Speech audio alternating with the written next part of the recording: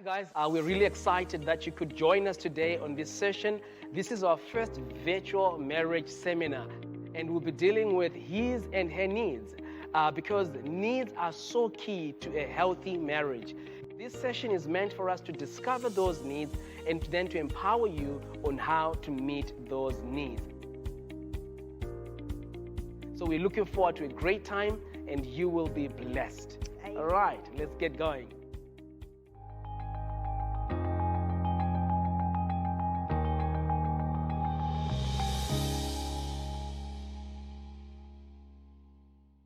So the second need that I think wives have and that they would want their husbands to meet is called intimate conversation or conversing in general. So a lot of wives want to be intimate with their husbands in this way by talking to them.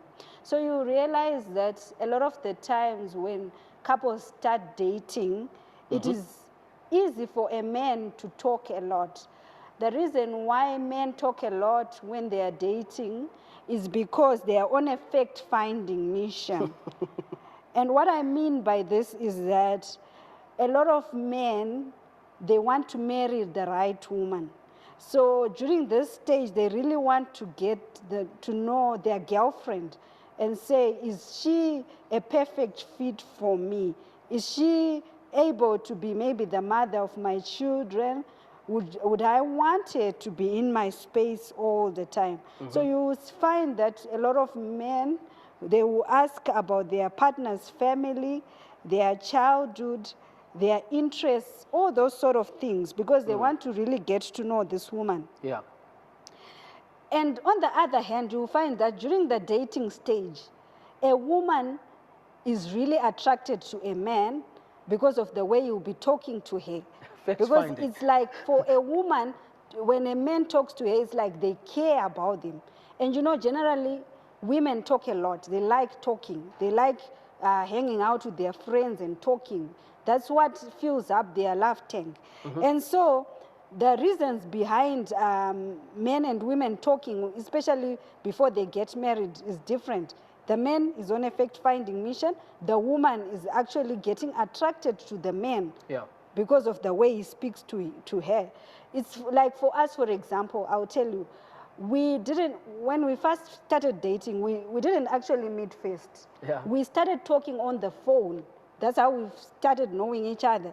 We had long calls together. We got to know each other. We became friends before we even met physically. And so I think when my husband later proposed after we had met, it was just like, okay, I was already sold out. I remember even telling my sister that I think I like this guy. And my sister was like, but you haven't even seen this guy, you know. I'm like, yeah, but we've got a lot of interest together and all that. So I think that's the way most women are actually attracted to their husbands. So for a happily married couple, intimate conversations should be a daily occurrence, as it helps to strengthen their marriage. But you'll find that a lot of the times when people get married, the husband becomes quieter because it's like, you know what, I finished my fact-finding mission.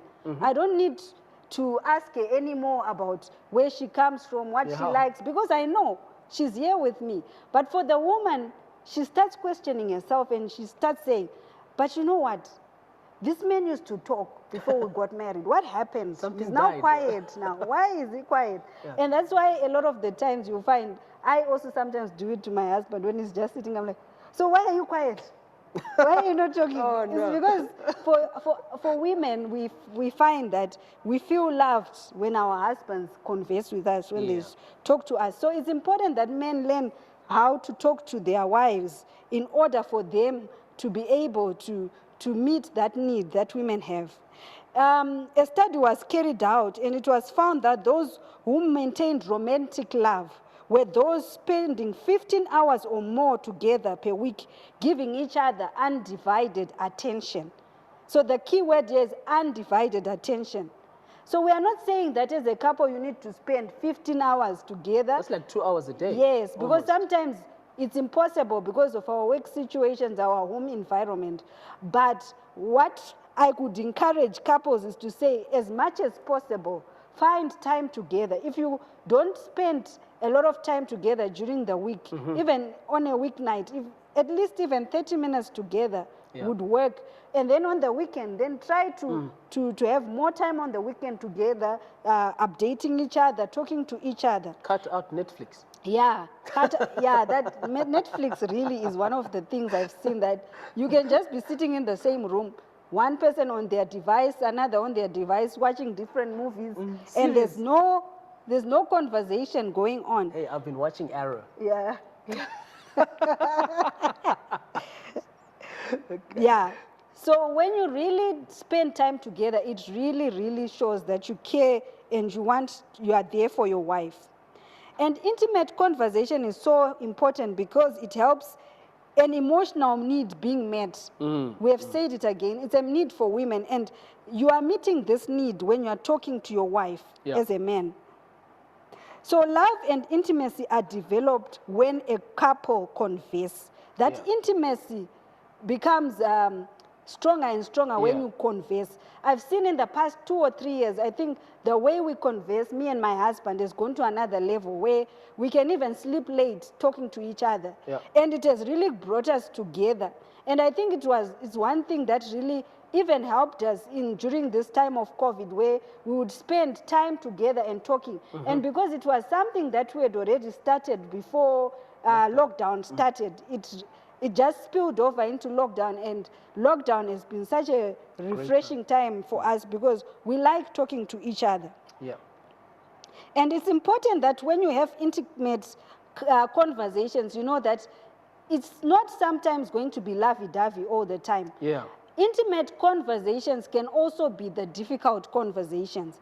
So it might also mean conversations around parenting, around your finances. But what happens is, like, if you have got a wound, for example, and if you clean it first, it's painful. But then when you put betadine or whatever you put on it on top, it then starts to heal. And that's the same. Sometimes the conversations that you have might not be the most romantic conversations, but they might actually bring you together because you are being open with each other, you're being transparent with each other, you're not sweeping things under the carpet. But you need to actually talk about it as well, to say, is this an intimate conversation, or is it now an administrative conversation? Because you need to know that some conversations, women don't treat them as intimate conversations. They can say, this is becoming administrative in nature. So what I mean by that is by saying that, let's say you are having a financial issue in your household. If you end up every day now talking about your finances, it's no longer an intimate conversation because you are now just focusing on your problem. You need to be a couple that is able to talk about everything in your marriage, like different issues, but not dwell just on your problems. Because what happens is sometimes you magnify your problem too much and you think there's no joy in my marriage, we are just going through a tough time, but you could actually have fun in your marriage despite the problems you face. Okay, so if I can just ask you, so what you're talking about here, if you've got issues in your marriage, do not allow the issue to cloud everything, to cloud every conversation to the detriment of the marriage. So in that way, so obviously there's always a balance. You actually need to always have a balance in place so that your marriage just doesn't become this one conversation that is blocking intimacy in your relationship. So you need to know as a husband that a woman usually likes to talk about herself, about her personal issues. So for them, like talking, if you're a husband and if you ask your wife something like, how did I make you feel good today? It makes a wife then start talking about how she's feeling, how her emotions and all that. And that's what women want to do. They want to talk about themselves and express their emotions. So it's important that as a husband, you learn the skill of then asking the right questions to your wife.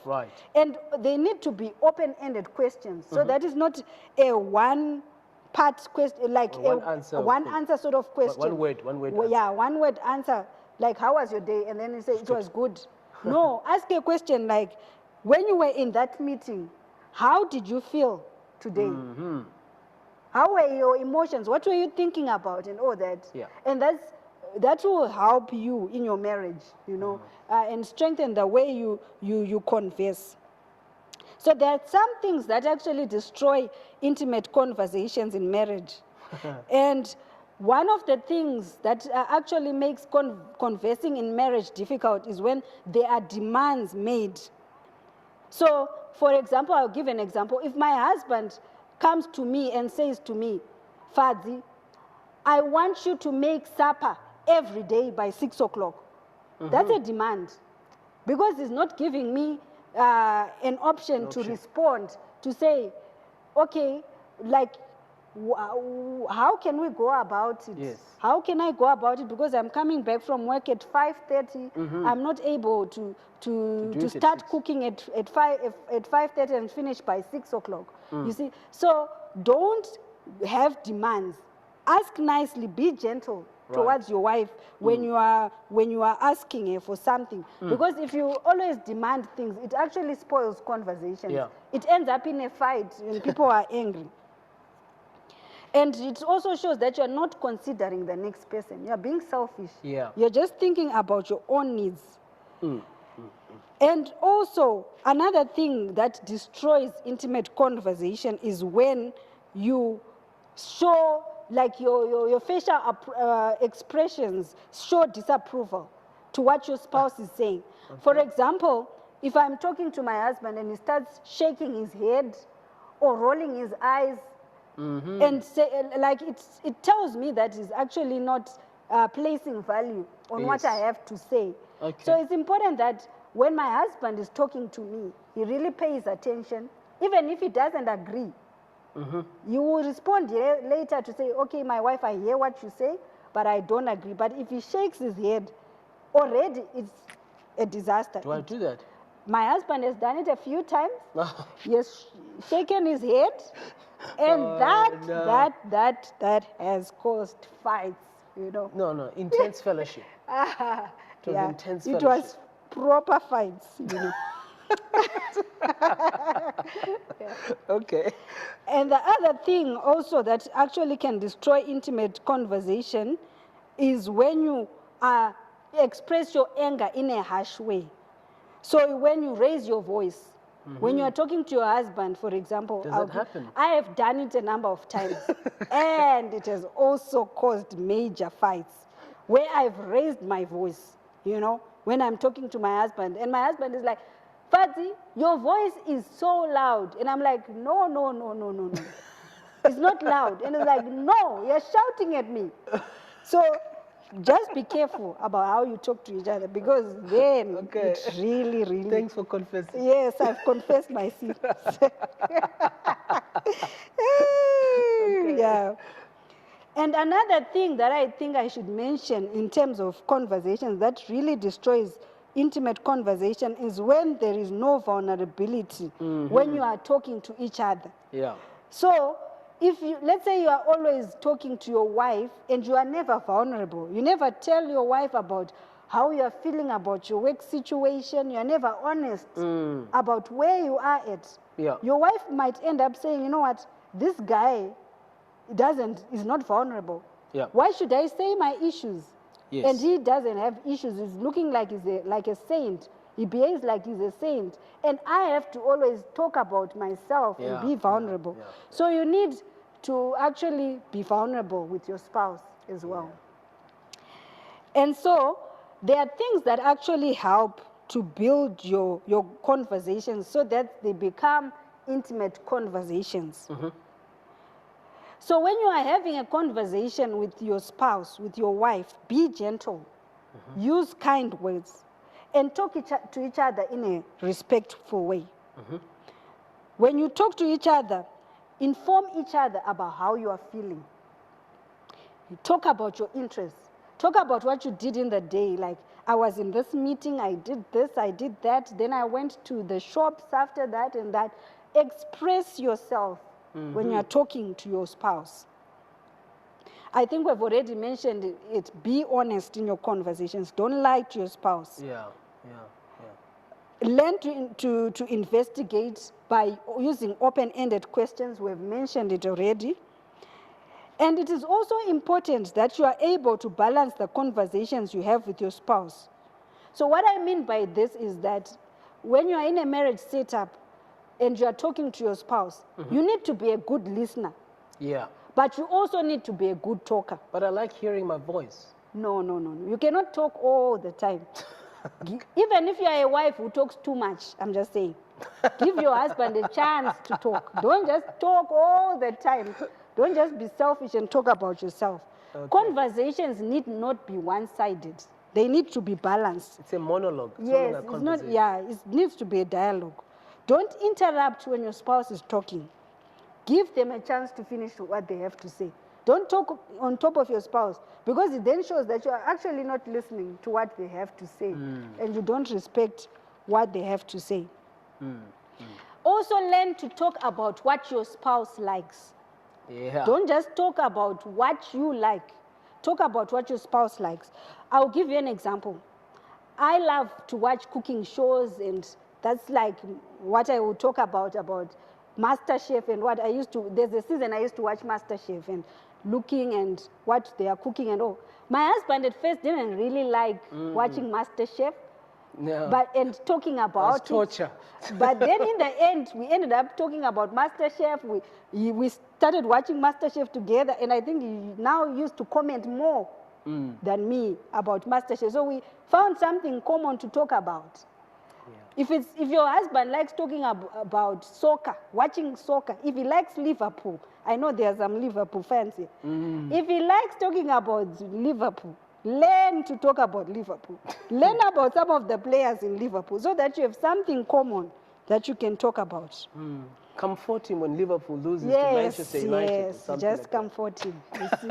Or Man U, or Man City. So that you don't feel excluded in the conversation. When you talk to each other, also avoid distractions, like your TV.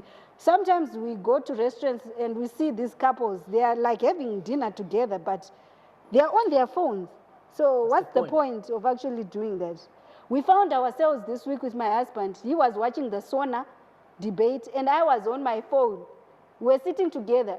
We were supposed to be having a conversation there, but one was watching the sauna, and I was on my phone. And that was not an intimate conversation. Actually, you know what happened there? Yeah. In my mind, I was saying, I'm sitting next to my wife.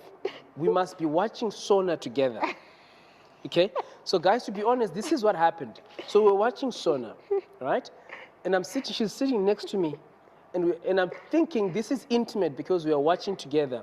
In my mind, it's intimate, but she was on her phone, and I felt the phone was distracting because she wasn't looking at the screen with me. So I say to her, may you please switch off your phone? And then she says to me, but you are watching sauna? I'm just on my phone. Same fanana. Yeah. In my mind, I'm thinking, no, put your phone down, watch sauna with me. But there was no intimate conversation. Yeah, there was wasn't a great time. Yeah. I would just want to say, especially for couples where one of you travels a lot for work, you actually need to be more deliberate. So what I mean by this is that if, let's say, your husband travels for weeks on end, you need to set aside time every day that you actually dedicate, let's say 30 minutes on a call, to actually spend time together.